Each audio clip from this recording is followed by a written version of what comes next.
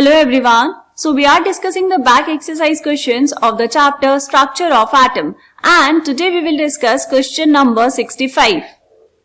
So here the question is, the unpaired electrons in aluminium and silicon are present in 3p orbital. Which electrons will experience more effective nuclear charge from the nucleus? Z effective क्या होता है बेटा, इसके बारे में हम बात कर चुके हैं. यहाँ पर अगर ये है न्यूक्लियस, यहाँ पर ये है शेल्स या फिर ऑर्बिट्स. आउटर मोस्ट इलेक्ट्रॉन होगा यहाँ पर एक. वो आउटर मोस्ट इलेक्ट्रॉन जितना न्यूक्लियर चार्ज फील करेगा उसको हम क्या बोलते हैं बेटा, जेड इफेक्टिव. और ये किस पे डिपेंड करता है, ये डिपेंड करता है शील्डिंग इफेक्ट पे. शील्डिंग इफेक्ट क्या हुआ कि जो इनर शेल्स में इलेक्ट्रॉन्स होंगे जिनको हम कोर इलेक्ट्रॉन्स बोलते हैं, वो इस न्यूक्लियर चार्ज को शील्ड करेंगे बाहर वाले इलेक्ट्रॉन तक पहुंचने के लिए.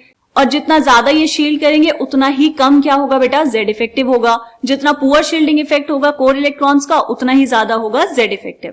ठीक है, अब देखो क्वेश्चन में आपको दिए हैं बेटा दो एलिमेंट्स. कौन कौन से, एल्यूमिनियम एंड सिलिकॉन. तो यहां पर आपने लिखा एल्यूमिनियम का एटॉमिक नंबर कितना बेटा, 13. एंड सिलिकॉन का एटॉमिक नंबर कितना होता है, 14. हम लिखेंगे यहां पर इन दोनों की इलेक्ट्रॉनिक कॉन्फ़िगरेशन. वैसे गिवन है कि दोनों में जो अनपेयर्ड इलेक्ट्रॉन है वो प्रेजेंट है 3p ऑर्बिटल में, लेकिन हम फिर भी लिख लेंगे एक बार. कितना होगा बेटा, 1s2, 2s2, 2p6, ये हो गए 10. उसके बाद 3s2 एंड ये आ जाएगा बेटा 3p1. ठीक, सिलिकॉन कितना हो जाएगा, 1s2, 2s2, 2p6, 3s2 and 3p2.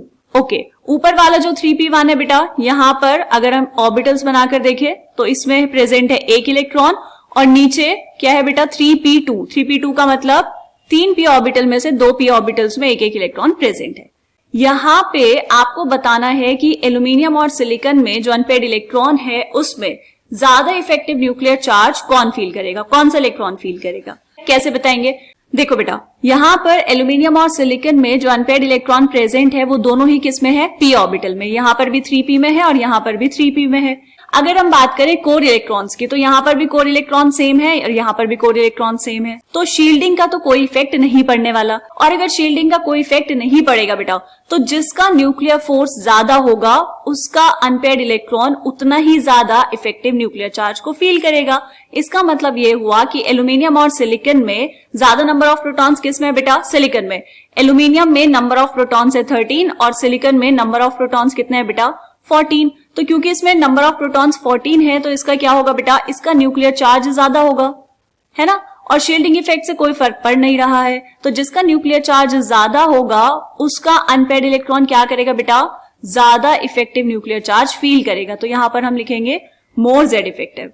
ठीक है, समझ आई बात. तो यहां पर हम इसको एक लाइन में कैसे लिख सकते हैं बेटा, देखो Silicon has greater nuclear charge plus 14 than aluminium plus 13. Hence, the unpaired 3p electron in case of silicon will experience more effective nuclear charge. ठीक है, ऐसे आप इस क्वेश्चन का आंसर लिख सकते हैं. ठीक है बेटा, तो ये क्वेश्चन यहाँ पर कंप्लीट हुआ. मिलते हैं नेक्स्ट क्वेश्चन में जो होगा इस चैप्टर का सेकेंड लास्ट क्वेश्चन. तब तक के लिए आप अच्छे से पढ़ते रहिए. इस चैप्टर की बैक एक्सरसाइज में काफी सारे क्वेश्चन है बेटा. सारे क्वेश्चंस आपको प्रैक्टिस करने हैं अच्छे से. अगर सारे क्वेश्चंस हो जाएंगे तो समझो चैप्टर आपका रिवाइज हो गया है. ठीक है, मिलते हैं नेक्स्ट क्वेश्चन में. तब तक के लिए बाय बाय.